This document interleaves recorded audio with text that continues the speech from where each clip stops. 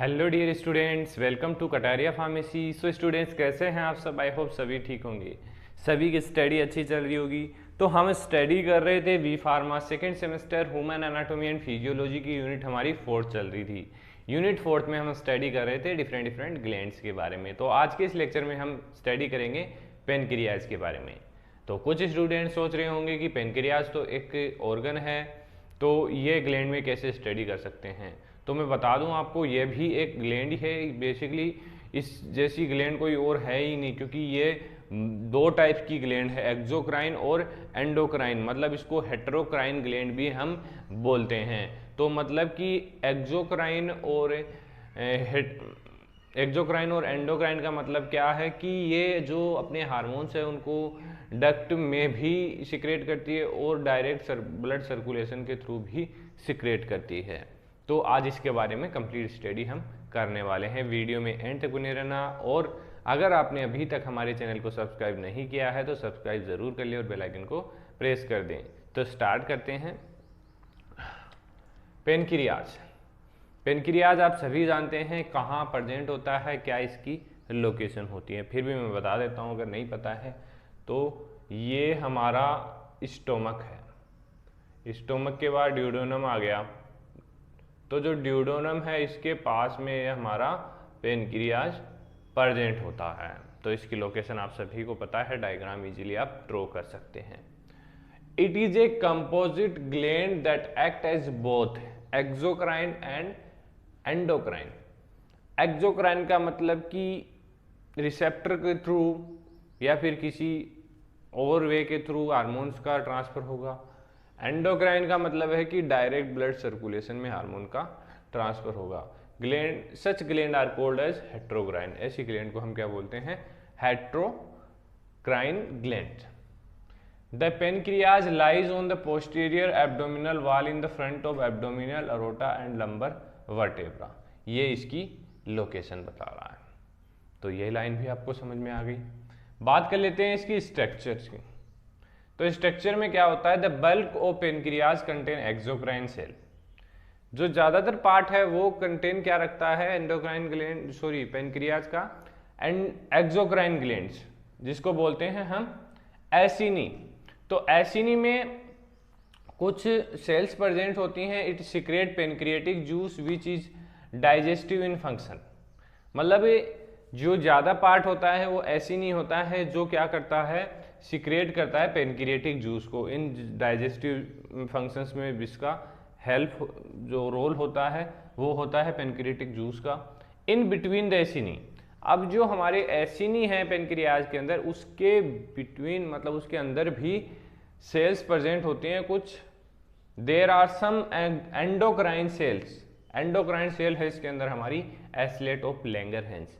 तो अगर आपको क्वेश्चन भी पूछा जाता है कि which is the endocrine gland present in the pancreas, तो आप एस्लेट ऑफ लैंगरहैंस बोल सकते हैं और एक्सोक्राइन बोल सकते हैं एसिनी। ये सेल्स हैं। Islet of Langerhans contain two type of cells. जो मेन हमारी रोल प्ले करती है वो सेल्स है एस्लेट ऑफ लैंगरहैंस, जो बेसिकली दो टाइप की सेल उसके अंदर प्रेजेंट होती है, अल्फा एंड बीटा। जो सिक्रेट करती है, अल्फा सेल सिक्रेट करती है ग्लूकागोन और बीटा सेल सिक्रेट करती है इंसुलिन। तो ग्लूकागोन क्या होता है? एक जैसे हमारा इंसुलिन होता है वैसे ही ग्लूकागोन होता है, जो ब्लड के ग्लूकोज लेवल को बढ़ाता है। ये बेसिकली लीवर में स्टोरेज होता है या ग्लाइकोजन के रूप में।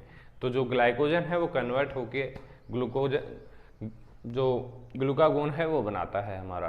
तो बेसिकली ये एक शुगर को बढ़ाने वाला हार्मोन है, शुगर के लेवल को इंक्रीज करता है। अब इसका अपोजिट है हमारा इंसुलिन। तो इंसुलिन का क्या काम है? ये जो शुगर लेवल बढ़ा हुआ है बॉडी के अंदर उसको डिक्रीज करेगा, नॉर्मल कंडीशन में लाएगा। तो ये दोनों अपोजिटली वर्क करते हैं, जिससे बॉडी का बैलेंस बना रहता है। बात कर लेते हैं डिसऑर्डर ऑफ पेनक्रियाज। तो मेनली जो डिसऑर्डर है पेनक्रियाज का वो है डायबिटीज़। अब वो डायबिटीज़ कितने टाइप की होती है वो भी हम देखने वाले हैं। हाइपो एक्टिविटी ऑफ डायबिटीज, मतलब जो hypo activity of pancreatic hormones, तो उससे क्या हो सकता है? Diabetes mellitus. तो डायबिटीज मेलिटस क्या होता है, is a metabolic disorder characterize by high blood glucose level associate with other manifestation. मतलब कि इसके अंदर जो ब्लड का ग्लूकोज लेवल है बहुत ही हाई हो जाता है, हाइपो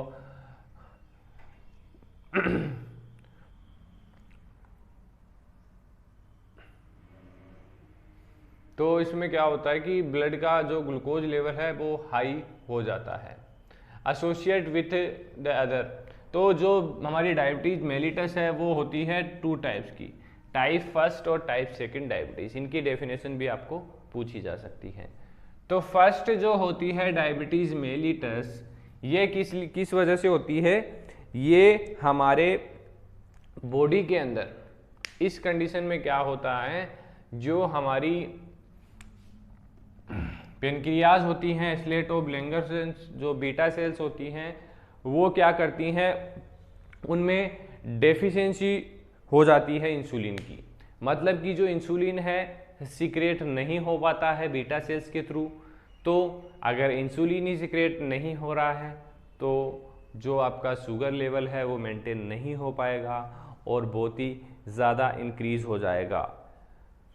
ये जो डायबिटीज फर्स्ट है ये किसी भी एज में आपको देखी जा सकती है, किसी भी एज के पर्सन में देखी जा सकती है। इसका कोई वो नहीं है कि ये 40 ईयर्स के बाद ही होगी आपको, ये कभी भी हो सकती है 40 ईयर से पहले। तो ये हो गया डायबिटीज मेलिटस टाइप फर्स्ट। तो ज़्यादातर लोगों में टाइप फर्स्ट नहीं देखी जाती है जिनको इंसुलिन की रिक्वायरमेंट होती है, जबकि टाइप सेकंड देखिए, टाइप सेकंड क्या है कि इसके अंदर क्या होता है कि जो हमारी बॉडी है इंसुलिन तो सिक्रेट हो रहा है लेकिन उसको प्रॉपर्ली यूज़ नहीं कर सकती है, फेलियर हो जाता है। जो रिसेप्टर्स होते हैं इंसुलिन को ले जाने वाले हैं वो फेल हो जाते हैं, इस वजह से जो इंसुलिन है हमारा प्रॉपर्ली वर्क नहीं कर पाता है। तो जो 90% जो डायबिटीज़ पेशेंट है उनके अंदर ये टाइप सेकंड डायबिटीज़ देखी गई है। तो ये दोनों हो गए, डीपली नहीं जाएंगे इनके बारे में, नोट्स में मैंने काफ़ी हद तक लिखा है तो उनमें से आप देख लेना। हाइपर एक्टिविटी का मतलब कि जो इंसुलिन है उसकी एक्टिविटी बढ़ जाना। अब देखिए किसी भी चीज़ का एक लेवल तक ही रहना सही है। अब देखो इंसुलिन डिक्रीज हो रहा है तो भी प्रॉब्लम होगी, इंक्रीज हो रहा है तो भी प्रॉब्लम होगी, जो ग्लूकोज लेवल है वो बैलेंस नहीं होगा। अब ज़्यादा हो जाएगा तो जो ग्लूकोज लेवल है वो कम हो जाएगा। Hyperinsulinism is the hypersecretion of insulin. Hyperinsulinism occur due to the tumour of beta cells in the islet of Langer cells. अगर किसी कारणवश बीटा सेल्स में ट्यूमर हो जाता है तो ये दिक्कत आ सकती है, कौन सी, हाइपर इंसुलिज्म की, क्योंकि सिक्रेशन होगा ज़्यादा इंसुलिन का। तो आई होप ये जो लेक्चर था आपको काफ़ी हद तक समझ में आया होगा। आपको कुछ शॉर्ट लगा होगा इसमें, जैसे अल्फा सेल बीटा सेल के बारे में नहीं बताया मैंने, और type first diabetes type second diabetes इनके बारे में नोट्स में अच्छे से रिप्रेजेंट किया है। तो आप नोट्स परचेज कर सकते हैं, वीडियो के डिस्क्रिप्शन में लिंक मिल जाएगा, वहाँ जाके आप परचेज कर सकते हैं टेलीग्राम ग्रुप से। तो बने रहिए हमारे साथ, मिलते हैं नेक्स्ट वीडियो में।